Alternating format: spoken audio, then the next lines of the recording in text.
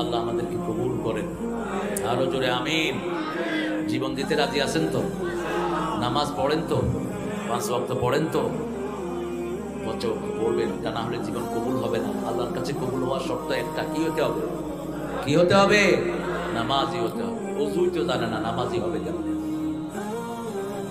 তিনি বললেন, একদিন দুধ নিয়ে আসলাম, দেখলাম পিতামাতা ঘুমিয়ে পড়েছেন। পিতামাতাকে যারা লানত দেয় তাদেরকে লানত দেন কে? মান লাআনা ওয়ালিদাইহি ফাকাদ লাআনাহুল্লাহ। অনেক সন্তান আছে বলে, তোমাদের মতো আব্বা আম্মা যদি আমার না হতো কতই না ভালো হতো, এরকম বলে কি না? এই সন্তানের জন্য লানত। খবরদার এরকম কথা কখনো বলবা না।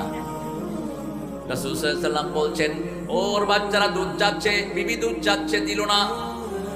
ঘুম থেকে যখন পিতামাতা উঠেছে, পিতামাতাকে তখন দুধ পান করালো, পিতামাতাকে খাওয়ানোর পরে সন্তানদেরকে খাওয়ালো। এই কাজটা যদি আল্লাহ আপনার জন্য করে থাকি, আপনি গর্তের পাথরটা সরিয়ে দেন। রাসূল সাল্লাল্লাহু আলাইহি ওয়াসাল্লাম বলছেন, যখন এই কথা বলল, পাথরটা একটু সরাইয়া দিলেন কে? সরিয়ে দিয়েছেন পাথর। জমিনে দোয়া করবেন, দোয়া কবুল হবে কোথায়? দোয়া আল্লাহ ফিরিয়ে দেন না, একটা দোয়া ফিরিয়ে দেন না। উদউনি আস্তাজিব লাকুম, প্রত্যেক দোয়ার জবাব দেন কে? ফিলিস্তিনের জন্য দোয়া করবেন প্রত্যেকটা নামাজে। খালেদ ভাই বলেছেন, আশা করি প্রত্যেক ওয়াক্ত নামাজে দোয়া করবেন। 2 নাম্বার ব্যক্তি, তিনি বলছেন, আমার চাচাতো বোন ছিলেন খুব সুন্দরী।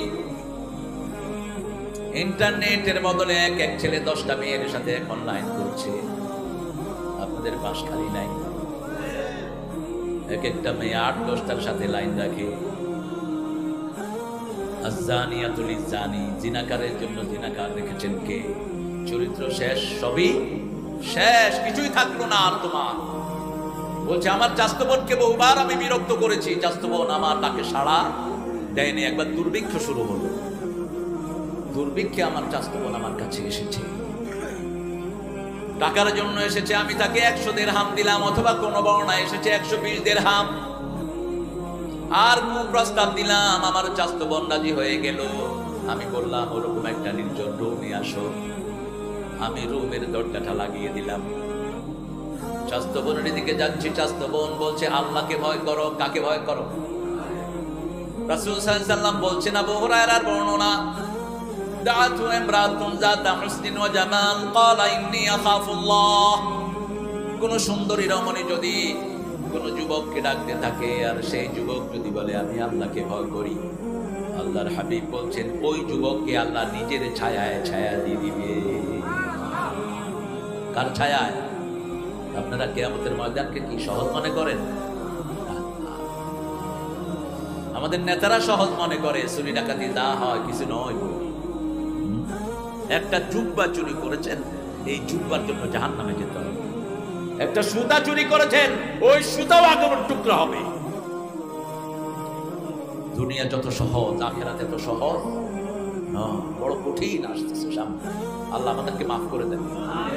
যখন এই দোয়া করলো ছেলে, বলছে, আল্লাহ এই কাজটা যদি আপনার খুশির জন্য করে থাকি, পাথরটা সরিয়ে দেন। পাথর আর একটু সরে গেল। তৃতীয় ব্যক্তি দোয়া করা শুরু করলেন, আল্লাহ আমার আন্ডারে শ্রমিক ছিল। আপনাদের এই বাঁশখালীর শ্রমিক আছে না নাই? শ্রমিকের পয়সা মেরে খায়, এরকম ভণ্ড পয়সালা আছে না নাই? কান খাড়া করে শুন, ভণ্ড পয়সালা 3 ব্যক্তির বিরুদ্ধে আল্লাহ বাদী হবেন। বাদী হবেন কে? আল্লাহ। সরকার বাদী হলে বাঁচার কোন উপায়? এই সরকার যতদিন আছে ততদিন কোথায় থাকতে হবে? জেলে থাকতে হবে। হামজার জামিন হওয়ার পরেও 6 ঘন্টা তাকে গেটে আটকায় রাখছে। হামজা জিজ্ঞেস করতেছে, কি খবর জেলার সাহেব, কি ছাড়তেছেন না কেন? কয়, দেখি আরো নতুন কোন মামলা আইন। মামলা দাও। মামলা আমরাও দিয়ে রাখছি একখানে। তোদের মামলায় জামিন হবে, আল্লাহর মামলায় জামিন হবে না। সবচেয়ে খারাপ অবস্থা দাঁড়াবে বিচারকদের।